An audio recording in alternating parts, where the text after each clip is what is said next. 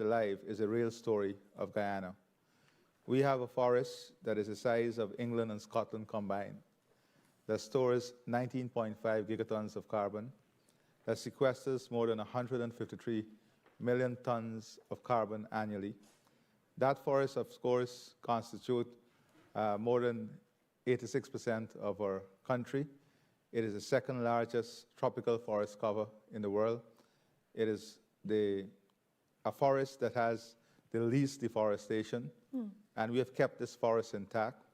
And our development is in accordance with a low-carbon development strategy. And in the low-carbon development strategy, we believe that we can deploy the forest to earn important revenue through the carbon credit market that can help to uplift the lives of people in the country, especially the indigenous people within forested communities. I wanted to ask you about that. You've put your forest in the carbon market. You're selling carbon credits to an oil company. There's been some concern that you have not gotten the full consent of some of the indigenous people in that area. What's your response to that? A very simple response. The low carbon development strategy was crafted after a national consultation with every stakeholder in the country, including every indigenous community. The National Tushaus Council, which is a council that comprises of all indigenous leaders, are in full support of the strategy.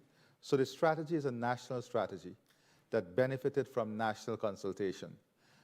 So it is a country strategy and not a government strategy. So basically, that is it. The strategy so you're saying came out. Consent was obtained Most fairly? Fairly. You know, you are fond of saying that you're a carbon sink. You are earning carbon credits for the forest. At the same time, you're producing carbon emissions by now becoming an oil country. Some would see that you're trying to have it both ways. What would you say to that? So let us examine that statement. First of all, I would like to complete my statement on what Guyana presents to the world and how we are playing a leading role and acting in a responsible way. We have kept this forest alive. We have foregone a lot of other competing opportunities that one could have had for the country by keeping the forest standing and alive. The world today would have lost in the last 50 years more than 50% of our biodiversity, globally. Globally? Globally. Guyana is located in two of the richest biodiversity zones, the Amazon and the Guyana Shield, the richest. WWF says that we have one of the highest concentration of biodiversity globally. We are making a commitment to the world. Not only are we keeping the forest standing alive, but we are also going to keep this biodiversity. Whilst in the rest of the world we have lost more than 50%, here is a small developing country that came out of colonial rule, that is making a global commitment that we're going to keep, regardless of the development trajectory of the country.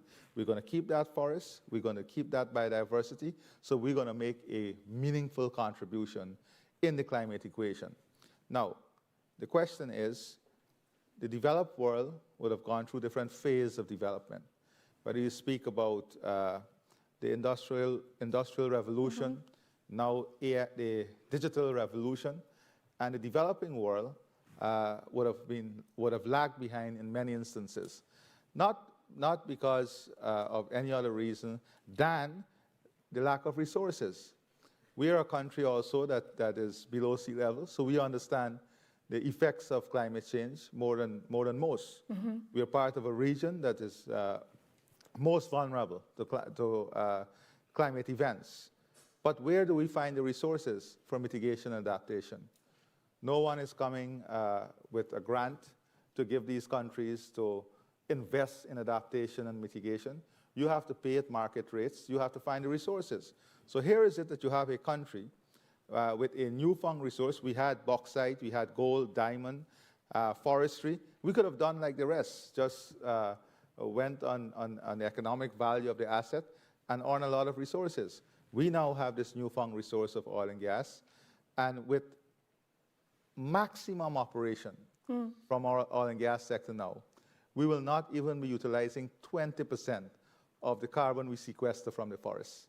So you see no contradiction between selling carbon credits for your forest and producing new carbon dioxide There's emissions. no hypocrisy or contradiction in our development path. We have made it very clear. And we have also said that we must remove the subsidy from petroleum-producing, global subsidies from petroleum-producing countries and companies. We support that too. Okay. Why embark on oil now when there has been a global commitment to transition away from fossil fuels and a concern that some of what you are banking on, literally, may be a stranded asset, leaving your taxpayers to hold the bag? How long does oil have a future, do you think, in your country? Well, first of all, we have to examine the premise of the question. If we are saying, we all know that petroleum and the petroleum industry will still have a space in the energy matrix. For how long? An energy mix of the future, long into the future. For how long? In your view? In my view, long beyond 2050. Long beyond 2050? Long beyond 2050. Now, let us say that even if that mix is 25% of the global energy mix, who is going to produce the 25%? Who will determine who produced the 25%? And if it is that the climate equation is the most important equation in determining who produced the 25%, then guess what? The leading country will be Guyana, because we'll be producing the 25% globally with the least damage to the environment, because we're not going to even utilize 20% of the sequestered carbon. I'm not talking about the 19.5 gigatons of carbon that the forest stores. So it is who sets the agenda, who determines the agenda. If you look at the U.S. here, and look at when there's greater demand, what do? You issue more license. You don't cut back license. You issue more license. You've been an outspoken champion of Guyana having the right to exploit its own resources. Yes. And I'm hearing you say oil has a future long past 2050. Is that correct? I'm being very realistic. And that Guyana wants to be producing oil long past 2050? Is that what you're saying? I'm saying three things. One, the reality. Let us examine factually what is taking place. Where is the capital coming from for the developing world, for the transition, the just transition into renewables? Where is the battery power coming from?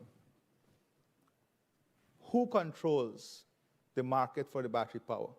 How much of the environment will be subject to destruction to get the raw material for the supply of batteries globally? What is the replacement cost for batteries? What is the financial model in terms of this replacement cost? And who is financing the transition? Those are questions that we seek to avoid. For Guyana, we are very clear. We are very clear as a developing country that we have to find resources.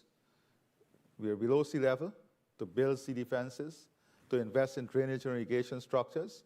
No one is giving you preferential financing for that or concessional financing for that. You have to find that resources to protect your country. Okay, that's an important point. You're saying you have to adapt to climate hazards, yeah? And that you need to raise your own money to do that. There are other ways to transition your economy. There was a plan to build a hydropower plant. Others might say you have offshore wind potential. Is there investment coming to Guyana to make those kinds of transitions? So we are also very committed to transitioning to renewable. For a matter of fact, we are doing it at a pace that is more rapid than anyone else. We have also made a commitment that we're going to double the protected area for biodiversity by next year, by the end of 2025. This is a country committing to double the space, the preservation of biodiversity by the end of 2025. And this is a country that is committing to achieving the 30% by 2030 in relation to the protection of biodiversity before 2030. Why isn't that the headline? Why isn't that the subject matter? Name one other location in the developed world that is making this commitment. We have already lost the biodiversity in those countries. I understand what you're saying. Yeah. So we have to be fair. Now let me come back to the question. Our hydropower potential, yes, we're going to pursue that. But You're it still requires gonna pursue financing. that. You were Definitely. going to build that with some money from Norway. We are definitely going to pursue that. Uh-huh. And then you started by asking me about a consultation, that there are a few persons who might have said they're not in favor of the LCDS. That is democracy. Democracy is that not everybody would agree on everything. So when we were talking about hydro, they were environmentalists, or quote unquote, persons who consider themselves environmentalists, who are objecting to that, to the hydropower. We are pursuing the hydropower, but still, whether it's wind, whether it's solar, whether it's hydro, still, all of these require capital investment. It requires, if the private sector is doing it, it requires a business model. That business model requires return. So it is not right for us to examine these options without understanding contextually and in reality what the developing world is faced with. The developing world is faced with high debt burden. They're faced with lack of capital. They're faced with the high costs of financing. And then they still have to find money for adaptation and mitigation. So where that leaves you? I just want to understand this clearly. Are you saying that your cost, you still face too high a cost of capital to invest in things like solar and wind, that you're having, that it's challenging to raise money to build those things? Yes, I'm saying that the developing world faces an immense challenge to raise capital for all of these things. And if you look at a country that is transitioning, we said that we're going to build 2 power plants with natural gas. That's a transition. Yes. Because it's reducing the carbon footprint from petroleum product to natural gas. Now, it is a reality. If we're going to discuss the issue of access to capital, and you ask any leader in the developing world, what is your greatest hindrance to the transformation to renewable? And they will tell you, it is access to capital. It is the cost of capital. That's the reality. That's the reality. And if you look at this reality, you just have to look at the pledges that we make, that we go to COP, an annual pilgrimage. Everybody go to COP. They make the pledges, and then what percentage of those pledges are realized? What we have seen is that the financing gap is expanding every single year. It is not, we are not closing that gap. It is expanding every single year. And that is the real conversation. Yeah. How do we get this financing gap to be closed?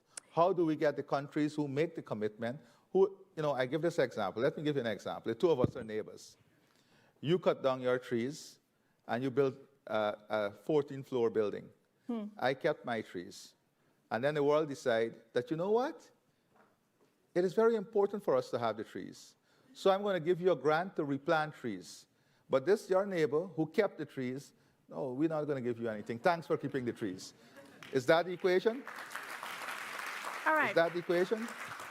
Let me ask you, you've been very outspoken about your environmental commitments. Your own citizens have been very critical about the deal that Guyana has made with the consortium of oil companies. They have criticized your Environmental Protection Agency for not carrying out sufficient environmental assessments, particularly of the power plant. They've been concerned about impacts on the underground aquifer. They've been concerned that Guyanese taxpayers will be left liable for oil spills because of the kind of liability insurance that you're requiring the oil companies to carry.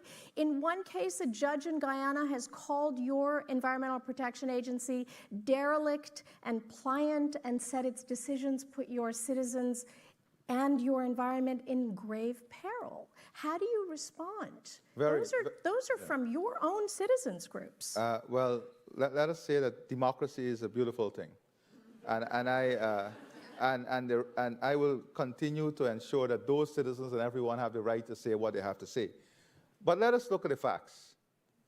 Yes, citizens say that. You're talking to a leader of a country that by policy has determined that we're going to keep our forests intact. A forest the size of England and Scotland, with the lowest deforestation rate in the world. We have kept that intact, and we're continuing to keep that intact. You're talking to a leader of a country that is saying to you that by policy, we're going to double our conservation area for biodiversity by the end of next year, and we're going to achieve the 30% long before 2030. That's not addressing the concerns about the oil It is addressing, because it is a reality. The reality is that by policy design, we are keeping this intact. That is important for the life of the planet. On the other equation, yes, you're very correct. You're very correct that, and we have said this, my government was not there. We inherited this agreement. We inherited this agreement with the consortium. But listen, as leaders, there is something called sanctity of contract. Can I just walk in there and decide, okay, this contract was signed, we're going to abandon this contract. We're not going to honor this contract. Then you know what? Right on this stage, you will say that there's a tyrant and dictator in Guyana who does not respect contract, who does not respect the sanctity of contract. And then you might hear that Guyana will be called before every commission globally. So it is that balance. It is understanding reality. In policy making, you know, sometimes leaders, you can point all the fingers at leaders. But in policy making, there are things that you inherit. There are things that successive government inherit. You have to deal with what is before you. Okay. So what we have said in dealing with what is before us now is how do we ensure that maximum administratively we maximize the provisions of the contract to the benefit of the country and the benefit of the environment. And that is what we are doing. You've inherited this deal. Was it a bad deal? I've said this a number of times. They had the better hand of the deal. Okay. Is there any universe in which you would renegotiate this deal, or is that off the table? So we have said that all future PSAs would be different, that all future oil deals. All future production sharing agreement will be different. This is not the standard. We have already drafted new PSAs through consultation and export advice, and that is the new, and if you examine the new PSAs, you will see that it's substantially different than the PSA that the consortium enjoys. And that is the fact. But we don't focus on this. We don't focus that this is a government that recognized that they had a bad PSA, had committed itself to design a new PSA, went beyond that and implemented a new PSA, and we're making that known up front, that if you want to be part of the oil and gas sector in Guyana, this is the new PSA. This is what you will have to agree to. It is not shooting in the dark. It's giving the investors a full understanding and all stakeholders that this is what the standard, this is a standard we're going to hold you accountable to. And it's very unfortunate that, you know, colonial countries that went through colonial past goes through very unfortunate global evaluation. Why do I say this? The citizens of my country in colonial rule did not have access to many things, did not have opportunities. They were not considered worthy enough to have education. So countries that came out of colonial rule had to first struggle to give their citizens dignity, then to give their citizens opportunity, then to invest in their citizens so that they can have a good life.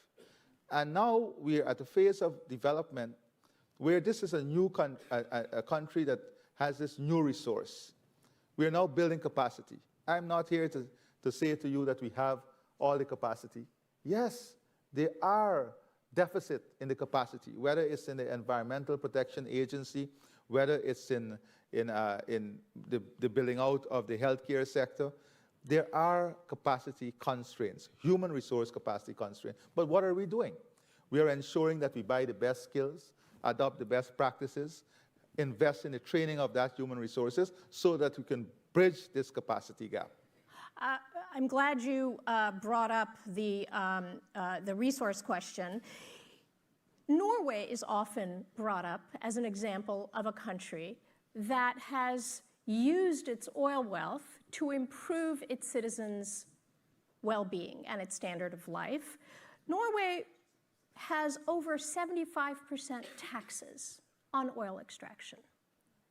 You have a very favorable tax rate. What is your tax rate on oil extraction? Well, first of all, it's a direct question. No, it's compared to Norway. What is your? It's not a direct question. It's a question that must be answered in context. You're talking about a country that is new in oil and gas versus Norway that has decades of oil and gas experience and oil and gas revenue. Norway has decades upon decades of oil and gas revenue. And we interviewed their prime minister here.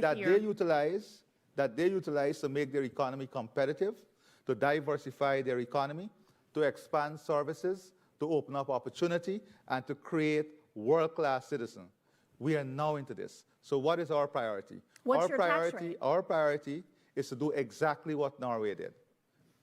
To invest, to ensure our people, every single family, prosperity must come to every single family.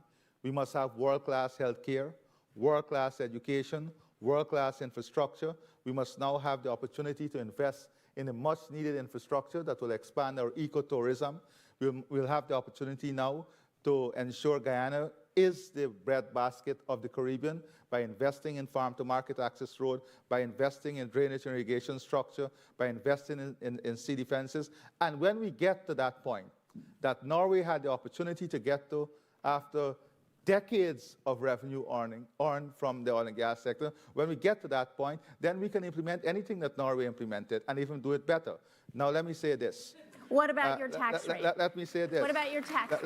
Let me come back to this. On the topic of Norway, we have done such an exceptional job at the environment, that we're the first country to sign, you talk about the carbon market, we're the first country to sign a bilateral agreement, and that was with the Kingdom of Norway for carbon credit and for the safeguard of our forests for more than $270 million US. And you have to give us credit because the world has been trying to make, and let me put this, I know time is running, but let me say this. How can you have an honest discussion on the future of petroleum if we lock the petroleum companies and countries out of that discussion? I believe to have that honest discussion, we must put every stakeholder in the room. We must get guarantees from the companies and countries that they're going to invest in research and development, they're going to invest in technology, they're going to invest in the green transition, and that is what is important. I have one very last question. You have a territorial dispute with Venezuela over the oil region Essequibo. We have 20 minutes left. How are you positioning yourself in the event of military action by Venezuela? We don't have a territorial dispute, we have a territorial controversy. And we believe strongly that in the rule of law, in international law, and that is why we are pursuing this in a peaceful way. And we encourage Venezuela to participate in the ICJ. I'm very pleased that Venezuela is participating in the ICJ. International Court of Justice. Yes, and all we are doing, as we will do, is to ask Venezuela to respect the outcome of the ICJ and let us live as neighbors that are peaceful and seek to enhance the development of our people in a democratic environment where the rule of law applies. Thank you very much. Thank you. Great honor.